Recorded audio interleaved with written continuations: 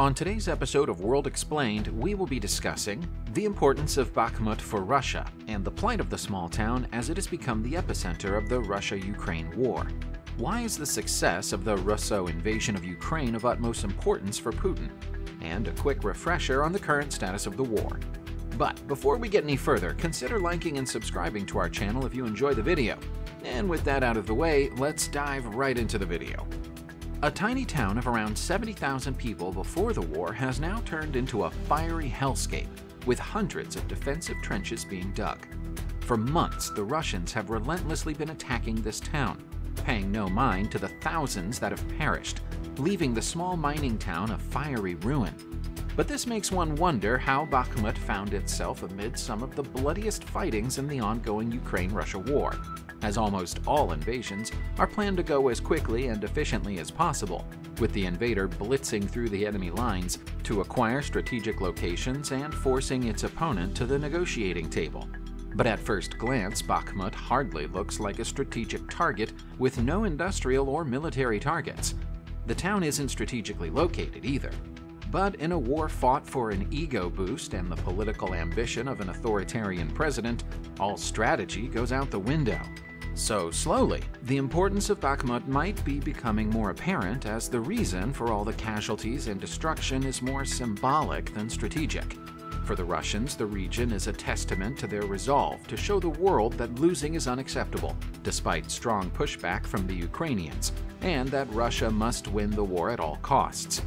Branislav Slanchev, a political science professor at UC San Diego, told The Hill that a victory at Bakhmut would be a tremendous morale booster for a military desperate for some wins. He added, "It's an important transport hub. Many supply lines go through there, and Russia could use it as a base. But in and of itself, its strategic value is limited." Many people criticize this pressure on Bakhmut and Soledar because even if the Russians take them, the Ukrainians will achieve their goals in the north, and the Russians can't defend them. But this alone is not a sufficient enough reason for Putin to continue investing resources and manpower into the region. If you're not aware, the Bakhmut operations have been led by the Wagner Group, a shadowy private militia believed to be financed by Yevgeny Prigozhin, a former sausage vendor and a key Putin ally. For Wagner, the campaign at Bakhmut has been of political significance as a path to gain power and prominence in Moscow. Analysts have concluded that the Wagner assaults on Bakhmut were the company's way of creating a narrative that it was the only Russian force still capable of beating the Ukrainians. The Wagners are staffed by prison convicts and veterans, resulting in a complete disregard for human life, leading a volunteer to tell The Guardian that the Russians were taking huge daily losses. "It's a meat grinder. Bodies are left where they fall. The Russian people get injured and cry out. Nobody helps them," he said. Often heavily outnumbered Ukrainians retreat when their lines seem overwhelmed, rearming and counterattacking when the Russians are overextended. While the Russian forces, now composed of both Wagner and general infantry troops, have made up the ground, they still take considerable casualties. But it's not just the Russian infantrymen and the Wagner Group facing casualties. The Ukrainian side's death toll is also mounting, with the added pressure of Kiev's forces trying to help residents flee the beleaguered eastern city. A Ukrainian army representative who asked not to be named for operational reasons told the Associated Press news agency that it was now too dangerous for civilians to leave the city by vehicle, and that people had to flee on foot instead. During the past 36 hours, Ukrainian units destroyed 2 key bridges outside Bakhmut, including one linking it to the nearby town of Chasiv Yar along the last remaining Ukrainian resupply route, according to UK military intelligence officials. The Institute for the Study of War, ISW, a Washington, D.C.-based think tank, assessed that Kiev's actions might point to a looming Ukrainian pullout from parts of the city. Wagner chief Yevgeny Prigozhin said his fighters had practically encircled Bakhmut. In the latest video, Prigozhin called on Zelensky to abandon the town. But Zelensky has pledged to defend Fortress Bakhmut for as long as possible, and called on allies to whip up their support to help his men do so. And even though foreign aid is pouring into Ukraine, with the U.S. pledging $400 million in security assistance, the situation in Bakhmut remains grim. We will discuss more about the actions other countries are taking against Russia.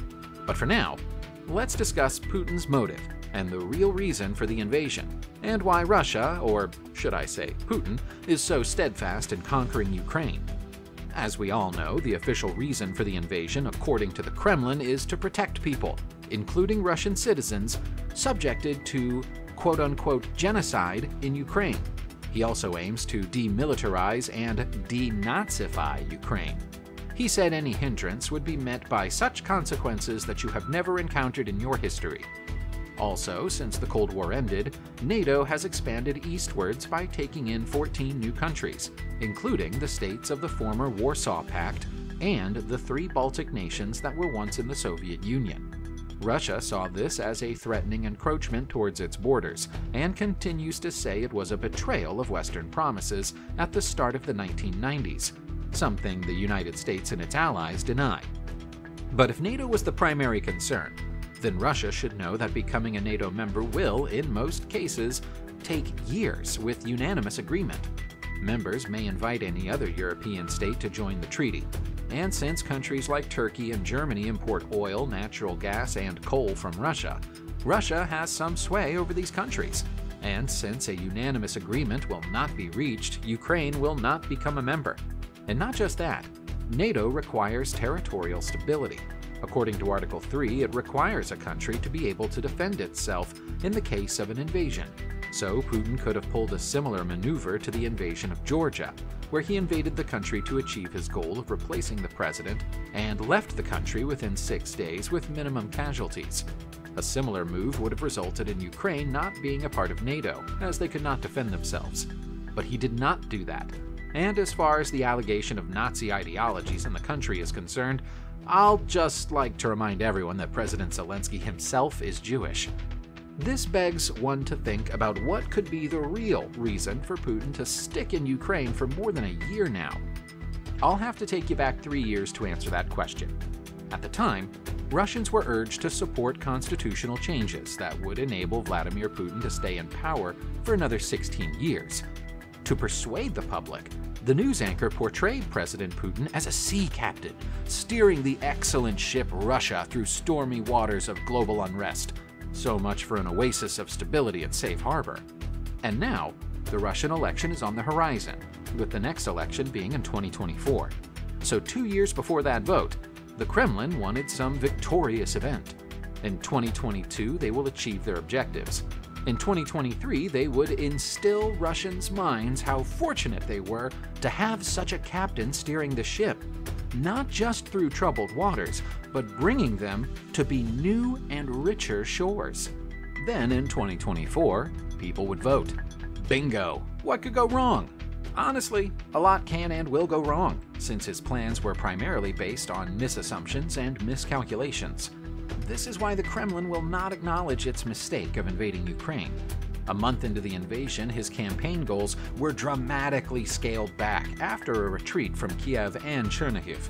The main goal became the liberation of Donbass, broadly referring to Ukraine's 2 industrial regions east of Luhansk and Donetsk. So, sadly, I don't expect any Kremlin U-turns. This Russian president is not for turning. So if he faces no resistance, he will go as far as possible, and there is no way to stop him other than military resistance. Even after a series of humiliating retreats, his initial invasion plan has clearly failed. But Russia's war is far from over, and even now Russia's leader describes the most significant European invasion since the end of World War II as a special military operation. Not the full-scale war that has bombed civilians across Ukraine and left more than 13 million either as refugees abroad or displaced inside their own country. It is clear that Ukraine's victory is highly dependent on Western assistance. Such news like US President Joe Biden and German Chancellor Olaf Scholz has committed to continue imposing high costs on Russia for its war in Ukraine. At the same time, a European Union official said any arms provided by China to Russia would lead to sanctions. This is excellent news as it shows that countries are still willing to stand with Ukraine and take action against tyrannical leaders who have a single goal of staying in power for as long as possible. The two leaders also met in Washington, D.C. as the United States announced a new military aid package for Ukraine worth $400 million, including ammunition and tactical bridges to move tanks and armored vehicles. The additional ammunition is being sent to help boost stocks in anticipation of Ukraine's spring offensive. But the meeting had grim undertones as U.S. officials said Ukraine was bracing for a new Russian offensive in the coming weeks. Officials in Washington said discussion points between the leaders included the state of the war, and also how to respond if China provided military aid to Russia. Although China has denied any intention of providing arms to Russia still, the U.S. is discussing imposing possible sanctions should Beijing provide Moscow with military aid for its war in Ukraine, primarily because China is the only country providing Russia with non-lethal support from the very beginning of the war, and also has been spreading Russian propaganda through its state-run news networks. A senior EU official also told a separate briefing on Friday that Beijing giving Moscow weapons would be an absolute red line, and the EU would respond with sanctions. And even though Germany has typically taken a much less hawkish stance than the US on China, its top trading partner, Scholz warned China on Thursday not to give Moscow weapons. He also appealed to Beijing to pressure Russia to pull back its forces. While the Kremlin might not be happy to see all the Western powers coming together to make unanimous decisions to help Ukraine, there is still no sign of Russia coming to a diplomatic table to conclude this bloody war. Instead, his ministry said that Russian Defense Minister Sergei Shoigu paid a rare visit to Russia's forces deployed in Ukraine.